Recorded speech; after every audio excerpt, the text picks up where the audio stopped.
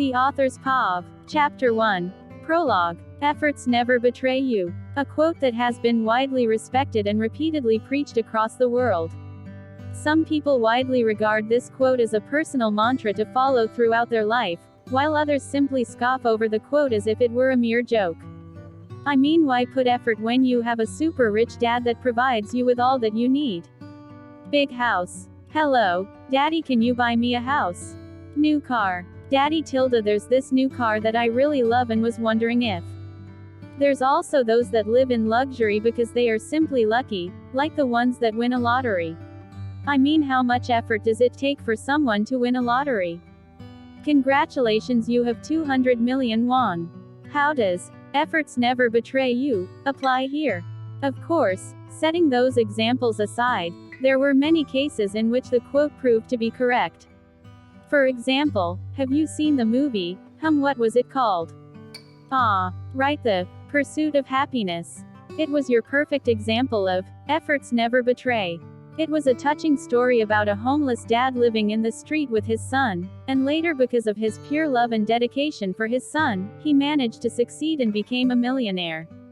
Very touching. But what about me? What have I got to say about efforts never betray? It was utter bullshit. Period. Efforts never betray. I could only simply scoff at such a ridiculous notion. I mean, sure, if you put in some effort you would definitely achieve better results than your regular mob out there, but was that really all to it? Was this the key to success? No, it simply wasn't. The key ingredient to success was talent. No matter how much effort you put into something, you would never be able to surpass the unsurmountable mountain known as talent. I mean, look at football for example. Many people trained just as hard as Messi or Ronaldo, but in the end, they don't even come close to their level. No matter how much they trained, no matter how much blood, sweat, and tears they put in, they would never be able to even touch their ankles. What kind of bullshit was that? Getting back on topic. Why did I have such a grudge against the quote, efforts never betray?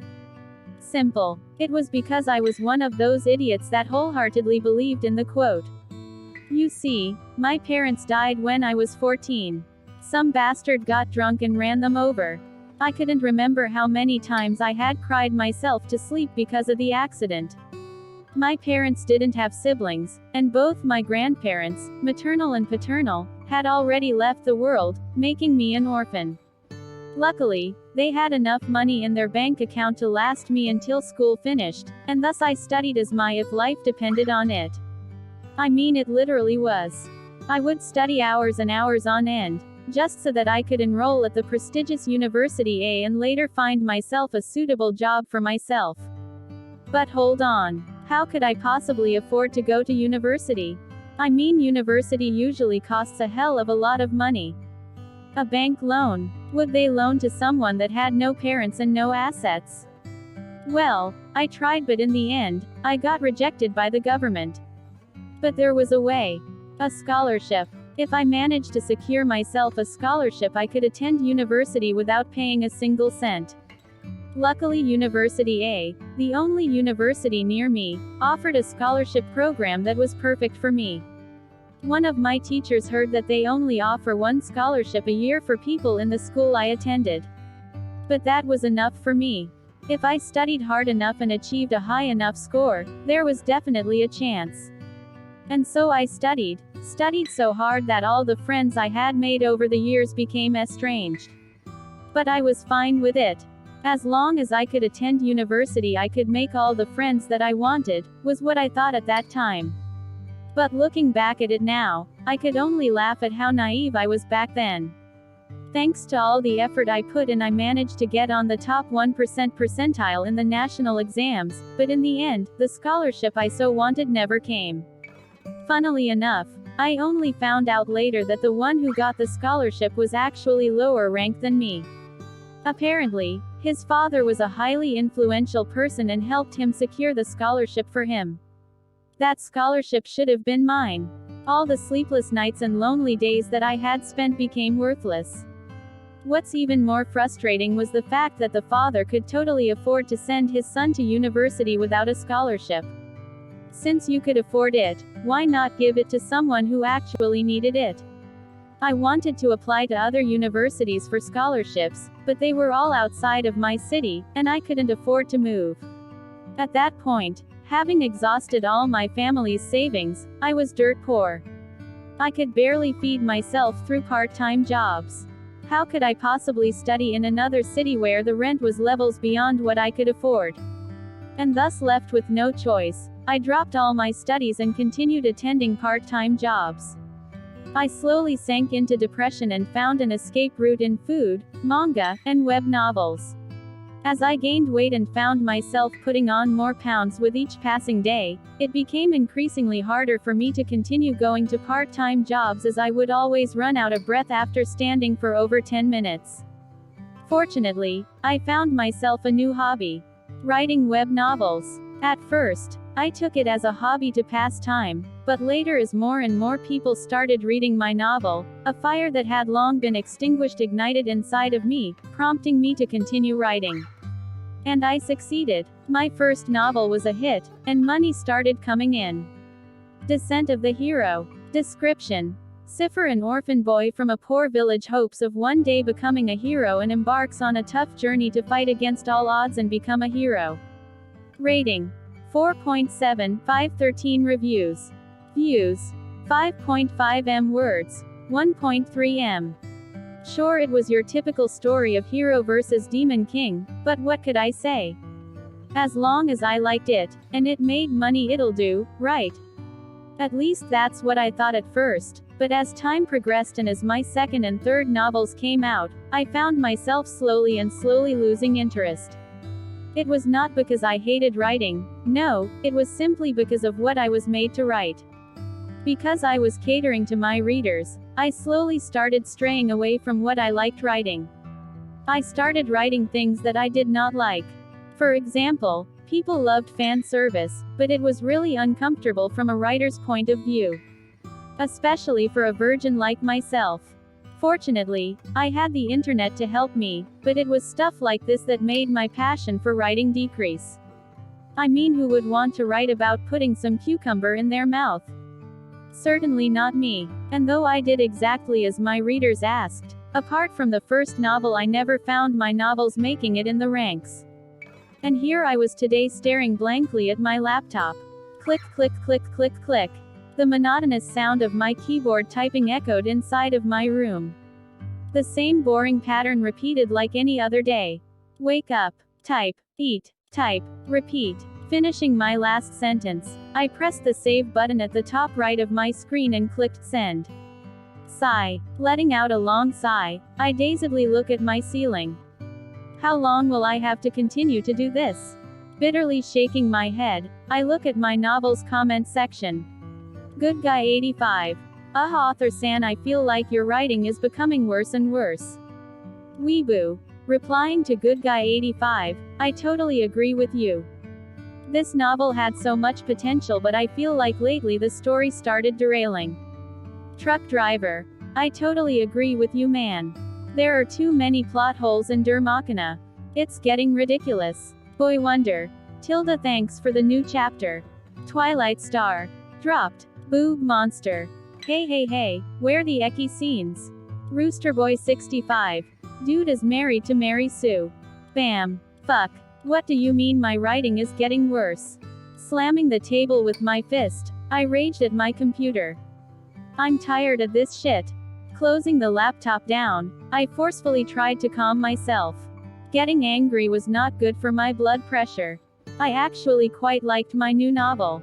This novel was the fruition of my frustration and desire to try something new so that I could ignite the last remaining embers inside of my heart. It was your typical weak to strong story, but unlike my previous novels, this one was set in a modern futuristic setting. The story's background starts in 1980, where the Great Cataclysm occurred. A three-stage disaster that hit the Earth, causing the world to drastically change. The first phase of the Great Cataclysm, shift in tectonic plates all over Earth, moving countries from where they were previously, resulting in tsunamis and earthquakes, killing millions in the process. The sudden shift in tectonic plates caused the world map to permanently change, with there only being one landmass surrounded by water. The second phase of the Great Cataclysm, huge portals started appearing where unknown species which were later identified as demons and other races, started emerging. At first, they were docile, but as soon as they deemed humanity weak they started rampaging all over the place. But with great disasters come opportunities. As portals appeared, humanity managed to gain access to mana, a special force that lingered throughout the atmosphere and originated from other worlds. It would allow humans to do things they could have only dreamt of doing in the past, like summoning fireballs or cutting through metal. Lastly, the third phase of the Great Cataclysm. This happens near the ending of the novel, and it was when the demon world forces started a full-scale invasion of Earth. 10 years after the Second Cataclysm, 3 factions ruled the world. The demon faction, the human faction, and the Fantasia faction, which was comprised of orcs, elves, and dwarves. The Fantasia faction was sort of an alliance between the elves, dwarves, and the orcs. And that was because they were practically forced into one. Demons were the manifestation of greed. They were created with the sole goal of devouring planets. They would first start by entering a planet, then as time progresses they would reproduce like crazy, and slowly once they gained enough strength they would devour the planet.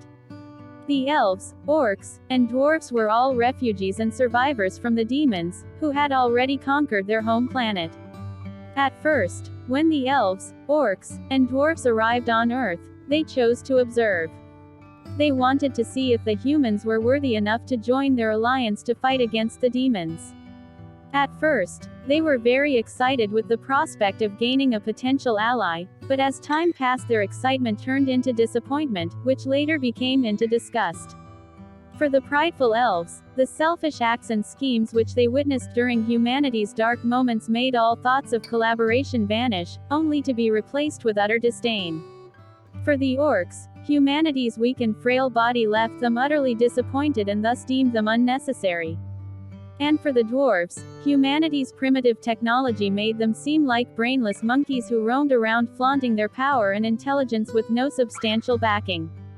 In the end, the demon faction and the Fantasia faction each claimed 3/8 of the Earth, while humans only claimed 2/8 of the Earth, making them a minority group. Initially, the story starts with the protagonist enrolling in the Lock, a specialized school that was established by the effort of all humanity, to raise warriors to defend the borders against the attacks from both factions. He was your typical MC with a tragic past. Parents died due to war at the hands of demons. Vengeance against demons. And so on. It was what you would expect from an MC. It was my masterpiece. At least that's what I thought. But looking through the comment section I couldn't help but rage. I mean, how would you feel if what you feel is your masterpiece gets insulted? Terrible, right? Letting out a long breath, I try to once again calm myself. Lately, I've been having anger issues. The simplest thing could get me mad, which just goes to show how bad my anger issues were. But it couldn't be helped. With how shitty my life was, I was bound to develop a twisted personality. Goo. Just when I was about to close my laptop, a sudden pain struck me in my chest, more precisely my heart. Clenching my chest, I kneeled on the floor. With heavy pants, I forced my way to my desk. I need my medicine. Because of my poor living conditions, I took a lot of medicine. There was one for my blood pressure, one for my asthma, and another for my depression. And right now I was looking for my blood pressure medicine. Because of my sudden outburst, my blood pressure must have increased, causing this reaction. So as long as I could take my medicine. Falling to my knees, my vision became blurry.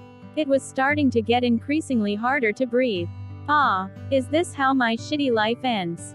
Those were the last words that escaped from my mouth before I found the whole world become black.